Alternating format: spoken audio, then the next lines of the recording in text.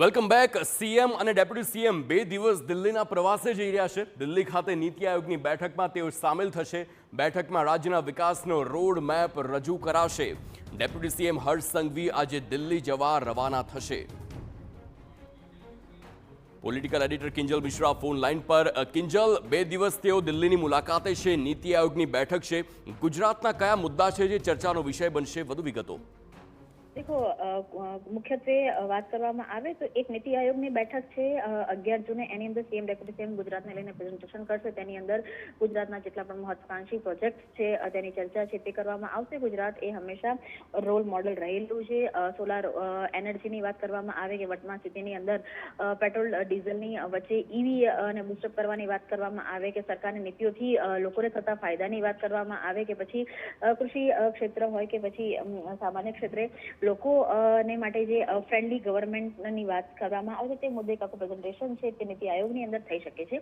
તેને સિવાયની જો વાત કરવામાં આવે તો વડાપ્રધાનના 12 વર્ષ પૂર્ણ થઈ રહ્યા છે તેમને લઈ અને ભાજપ દ્વારા એક બેઠકનું આયોજન કરવામાં આવ્યું છે.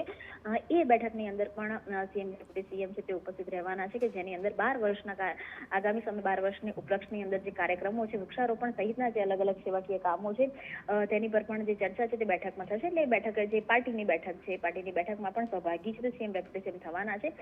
ડેપ્યુટી સીએમ આજે દિલ્હી જવા રવાના થઈ ચૂક્યા છે કેમ કે ઓલિમ્પિક અને કોમનવેલ્થ ગેમને લઈને મહત્વપૂર્ણ જે બેઠક છે તે દિલ્હી ખાતે આયોજન છે તેનું થતું હોય છે અને મહિનામાં એક વખત આ પ્રકારની બેઠક છે તે યોજાતી હોય છે. ડેપ્યુટી સીએમ આજે દિલ્હી જવા રવાના થઈ ગયા છે. આજે તે એ બેઠકોમાં ભાગ લેવાના છે. સીએમ આવતીકાલે દિલ્હી જવા વહેલી સવારે રવાના થશે અને પહેલા પાર્ટીની મિટિંગમાં અને ત્યારબાદ નીતિ આયોગની બેઠકમાં હાજરી આપશે. બિલકુલ, આભાર કિંજલ સમગ્ર માહિતી બદલ.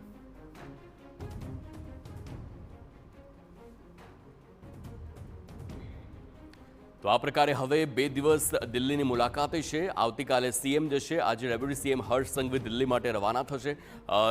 કોમનવેલ્થ ગેમ્સ હોય આ તમામ જે તેનું પણ આયોજન છે તેની જે મીટિંગ થતી હોય છે દર વખતે તેમાં હાજરી આપવા હર્ષ સંઘવી આજે દિલ્હી માટે રવાના થશે.